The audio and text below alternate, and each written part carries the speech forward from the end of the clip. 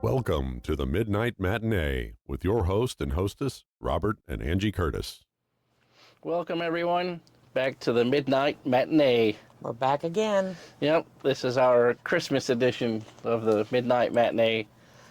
We're going to talk about what I consider to be a horror movie, a ghost story. Gothic horror movie. Yeah, but a lot of people don't.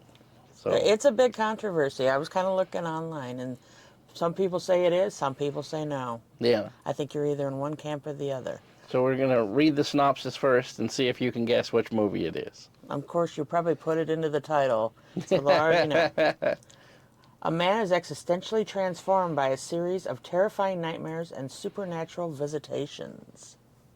Any guesses? Man is visited by ghosts that change his outlook on life. In this horrifying tale from the, it was written around 1843, I think. Yeah, the middle 1800s. It was originally written as a ghost story. Yeah, it even says it's a ghost story in the title.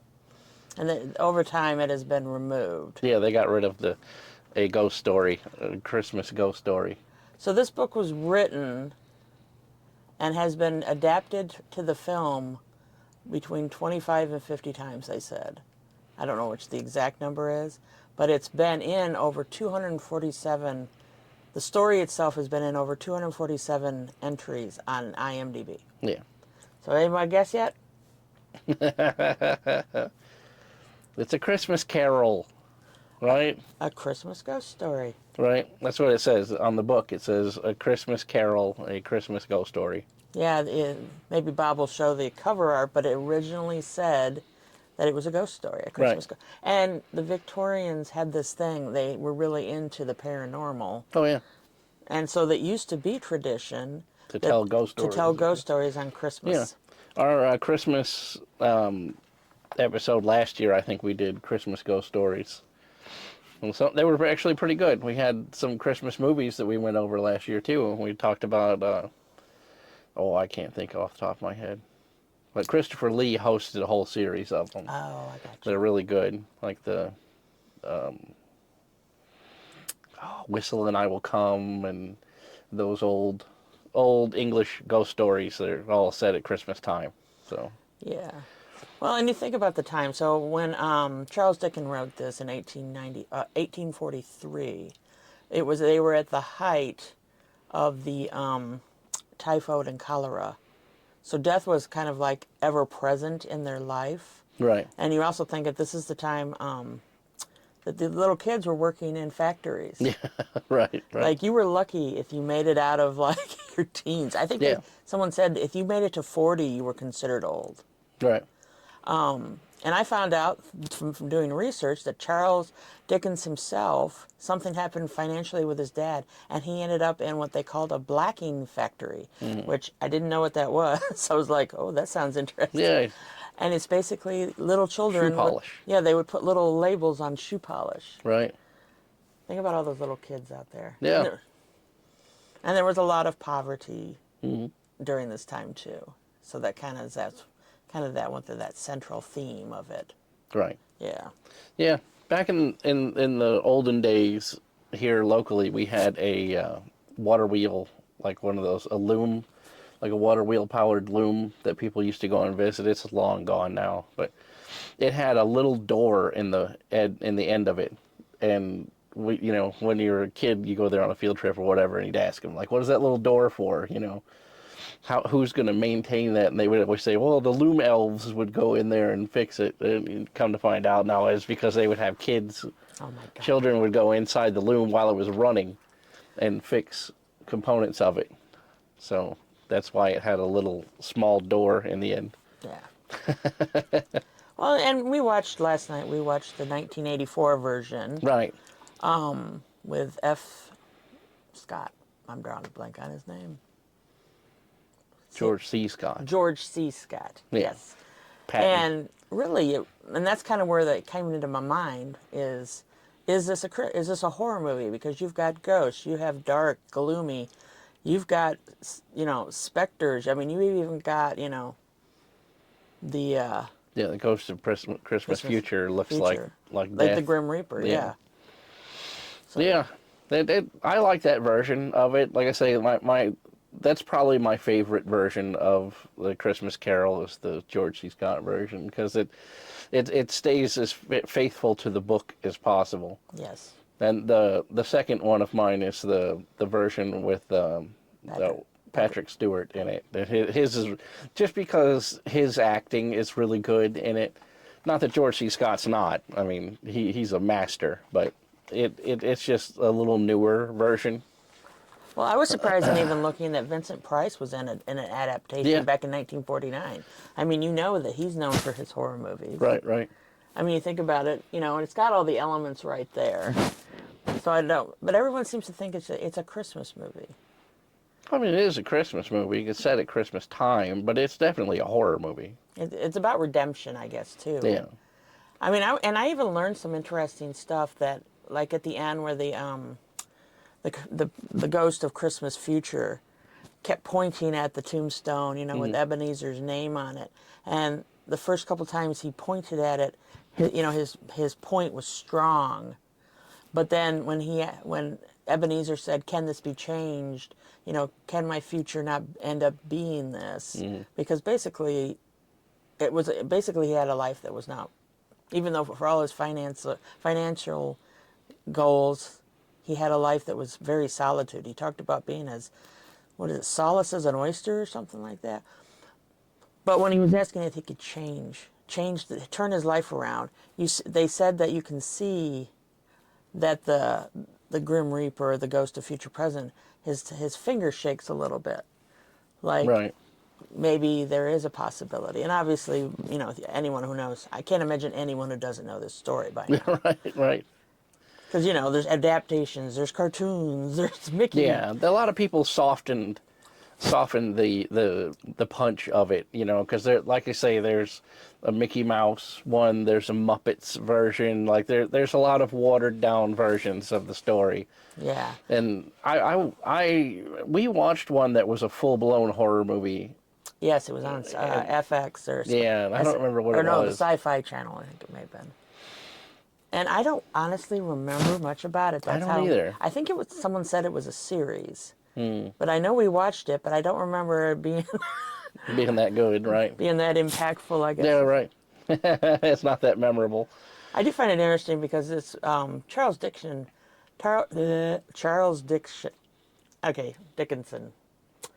did a lot of novels when you look back about social injustice, especially with like kids and stuff like that. Yeah.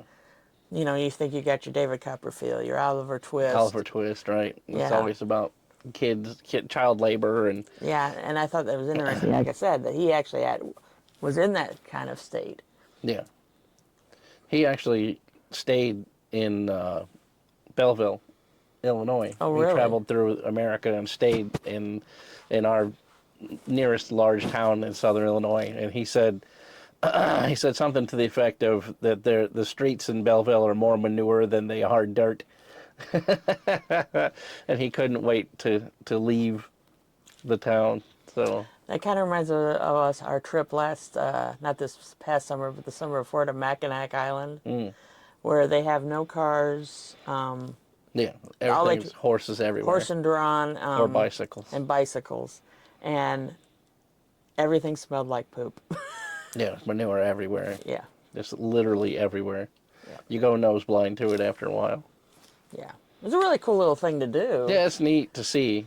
I mean, it's an odd thing in the modern era to have a whole island where there's no cars. But that's their shtick, And there are people that live there year round. But.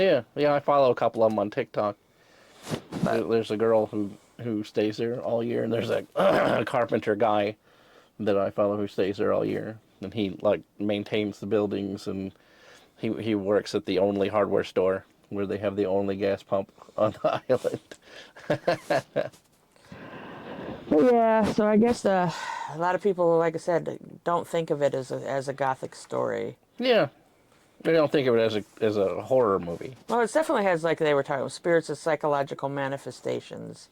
I mean, you think about poor poor Ebenezer was like, please, I don't want to see this. I mean, he's basically being psychologically tormented Right, by right. his past. Yeah. And his present and his future. Right. Well, he's tormented by his past, and then that's what impacts him in the future, in the present, and then he tries to, affect the future. I saw, I think it was either a TikTok or it was a YouTube about A Christmas Carol and how Scrooge himself lived like you were supposed to. He didn't overspend. He didn't go extravagant. Mm-hmm. He lived very miserly for a man who actually had a lot of money. Right. And that he was trying to impart that other people are living not correctly, I guess is the word. I thought that was an interesting, different take on it. Yeah, the juxtaposition of the guy. He doesn't really care for his fellow man. Yeah. And he has a lot of money, but he just amasses a lot of money. He doesn't spend it. And he thinks that people should live that same way, not to live outside their means. Right, right. Where they end up in a poorhouse or, in the prison, or the workhouse or whatever. Yeah. Yeah, I thought that was kind of interesting. It was definitely a different social commentary, a different way to view it. Right. But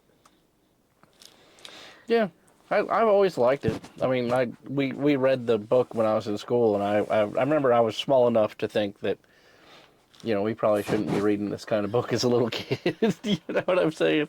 Like, because I had seen, I don't know if it was the Disney version of it or if it was the Muppets version of it, and it's light and kind of cheery and I think funny. the Muppets came out in like the 90s, didn't it? Did it come out in the night? It must have been the Disney one then. Yeah, I don't remember what it was. A cartoon one that I'd seen, and I thought that maybe it was even the Looney Tunes. Now that I think about it. Well, like you said, there's so many adaptations over the years. And- if you had not seen this, I'd be very surprised. Right. I even saw that there was like Family Guy and whatever. They've all had adaptations. Oh yeah, even like Growing Pains and like what was the one with Joe and they're all the girls who live in the house. You know what I'm talking about? Oh, you're talking about Facts of Life. The Facts of Life did one. You know what I mean? Like every show had a version of the Christmas Carol back in the day. Totally. Yeah, it's a good story. It's good for Christmas, in my opinion. Like I say, it depends on which one you seek out. It can be a horror story, or it can be a comedy, or it can be a heartwarming family movie. You know what I mean? That's like true, it depends on which one it is you watch. I don't think I've ever seen the one with Jim Carrey, but I'm not a huge Jim Carrey fan. It's that anime style from when like CGI anime wasn't good. Oh, like the Polar Express. If you guys ever seen that one, it's kind of off-putting. The 3D animation looks really good, but it's off. Like the uncanny valley of it hasn't been perfected yet. It's from that era, so it's all right. It's Jim Carrey, it's over the top and kind of silly, but So yeah. it's still a Christmas story, a Christmas Carol. So yeah, and there's another controversy. Whether or not do you consider Die Hard a Christmas movie? Oh, I do, 100%. We were just actually watching something where this guy was everybody that I know considers it a Christmas movie. Yeah. But maybe that's my type of people. Right. But I've had people tell me that, like, well, it's definitely not a Christmas movie. I'm like, well, I mean, if you go by the fact that it was released in June, Oh yeah, that's right, true. then it's not a Christmas movie, but it's 100% Christmas in the movie. I mean, that's a hill I'm willing to die on. I mean, there's nothing but Christmas in that movie. So, I don't know if they planned it so that it would come out in June and then be on cable back then, because there was no streaming back in the 80s, so it had to have been, was going to hit HBO at Christmas time, and that's why they did that. But I know all the big blockbusters always came out in June. That used to be the tradition. You had Independence Day, even smaller, I think Pirates of the Caribbean. yeah, came out. like all the big movies came out in June. That was like blockbuster season. Now you never know what's going to hit. Yeah, now they come out all the time. So there's no rhyme or reason to it because of streaming and everything else. Like we just saw the newest Tron movie came out, in what? Oh, when was that? November? It was something like that, yeah. Wasn't that long ago. It No. wasn't that It's long already ago. now like available online. Yeah. Pretty much everything. I Okay. got a question though for a little let's say 6 or 7-year-old Bob. Hmm. You know, and that was the time when we could only see the Christmas specials, the animated specials on TV on certain nights, and they only came once a week because we didn't have VCRs Right. until later on. What was the one that you looked forward to every year? That you just could not wait to see. I like the Charlie Brown. The Charlie Brown one. The Rankin Bass ones are good too. Oh yeah, Rudolph, which was always a Yeah. 2-night. Yeah, Frosty and Rudolph and all of those. You know, those are all fun. I liked the Grinch myself. The Grinch, yeah. Yeah, the Grinch is I'm a Dr. Seuss fan. A long Yeah. time. I don't know. I don't think they were all on at the same time when I was little. I think that they were staggered. Yeah, they staggered them over the week, but Yeah. But yeah, there was always like, you know, definitely like you said, there was Rudolph, there was Frosty, there was always Charlie Brown. You know, they were the Santa Claus comes to town. Right. There wasn't actually, I guess really don't think about it. Well, and then everybody, honestly, I never saw It's a Wonderful Life until I was in college. Oh, man. Oh, I'd seen it a million times by Like then. I always saw the ending. Yeah. But I never actually sat through it. And boy, is that a long movie. It is a long movie. It covers a lot, though, because it shows the guy's whole life. I'm going to rope the moon for you. Yeah. And the swimming pool where they're all like dancing. Yeah. Yeah, like I don't know how I completely missed it. I don't either. I was like, I'd seen it 1,000 times by the time I was in my... Trying to think of what else used to be on every year around that time. Like I said, we always waited for and every year they would put in something new. Like I remember when they had the Garfield Christmas, I think it was. Right. And then all of a sudden you started having all these. Yeah. You know, Christmas Story. Oh yeah, the Christmas Vacation. You know, all of those.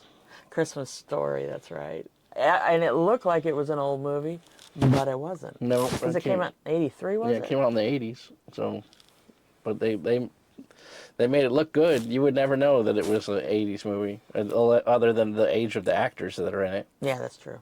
Because we saw the dad was in that old horror movie we watched that was really short. I can't remember the one. Well, he was in Kolchak, the Night Stalker. Oh. He was the star of the. If you guys ever want to check out a cool '70s kind of a horror anthology show, the Kolchak, the Night Stalker, it's really good. It's on Tubi TV. You can watch it for free. Hey, and is anybody else there? Do you want to leave a name in the comment? Leave your favorite Christmas movie that you rated. Christmas movie, Christmas special, right? Animated series. What did you look forward to each year? Yeah. What was your favorite Christmas? What makes Christmas with viewing? Right. What's the movie that you have to see every Christmas? I have a memory of my mother putting up the Christmas tree. You know, when we had an artificial growing up, we never had the real, and it had the big bulbs on it. And I distinctly remember her putting it up, and I'm watching the Dukes of Hazzard of all things. I don't know why, but that's one of my early childhood memories. And that my grandmother had one of those silver trees that you could change the colors. Oh yeah, my grandma had one. I wish I had that now. I know. Yeah. They're so awesome. You said your grandmother had one too. Mm-hmm. Yeah. They had some cool stuff back in the thing. I saw something today like they thought, and it's probably Generation X, but I remember we were from Western New York, and we would always have Christmas early at our house, and then go out to Grandma's. And they always had something at Grandma's house with all the cousins and the aunts and the uncles, and Grandma would make all this food. And we just don't do that anymore. It makes me kind of sad, there was this generational thing. Yeah. Everybody would get they'd sit in front of the Christmas be over tree. at Grandma's house. They'd be taking pictures on those really old Kodak cameras. My mother got a new camera like every couple of years. She had the flip camera on. Yeah, the disc. Oh, the disc camera. Yeah, she had one of those. It was like, that was her thing. But it's like, is somebody going to visit me in the night and say, "Hey, look, this is what you used to have," and now don't have that now. No. Grandma was kind of the center, and without her, things don't fall. Well, you've lost your grandparents recently. Yeah. And he was, talking about, they used to have a Christmas thing every year, didn't you say? Yeah, every year on Christmas Eve, the whole family would get together, open presents. We'd open some of our presents on Christmas Eve, and then some, on Christmas Day. And it was always a big thing every year. The whole family would get together. Yeah, And, it was ham such sandwiches. different. It was a different time. Yeah. Families got together, and and sometimes there were arguments. I know of a couple of Christmas parties that we had where the police were called. Not my problem. But well, do we want to actually put it on the scale? Because I would say that at least the one. It's a Hell's Bells. It's a Hell's Bells. Depending on the two that I'm talking about are both Hell's Bells. The George C. Scott and the Patrick Stewart version, which is what we consider to be a legit horror movie adjacent. I would say, that they're both Hell's Bells, and the story is 100% Hell's Bells when you go back in time to the core of the story. When you're talking about the Christmas present has the two children hidden underneath his coat. Oh yeah, want and ignorance. Ignorance, yeah. Want and ignorance. Oh my God, yeah. I was looking back at some of the photos because we watched the George C. Scott one last night, and I was looking back at some of the photos that they were showing outside of the thing, and boy, they really nailed it. Like especially the Christmas present with the green robe and the kids underneath. Yeah. I was like, whoa, that is really. Yeah, I mean, he even had the same, like, the way he was wearing his shirt and the hat, or the crown and all that. Amazing attention to detail that movie had. Yeah, it was really good. I recommend it highly. Go watch it. And if you're a little spooky, you like a little gothic in your Christmas stocking, yeah, definitely catch it up. Catch you outside. I know, I'm incorrigible. I'm getting nothing. I'm getting coal for Christmas, I bet. Well, reel it back one more time. Reel it back, okay. So is this where we say, we'll see you next time on the Midnight Matinee. And Merry Christmas if we don't talk to you. Merry Christmas, everyone. Here's Todd. Here's Todd. You've been watching the Midnight Matinee, brought to you by the Veritas Project. So when the clock strikes 12, grab your tickets for the next episode of the Midnight Matinee.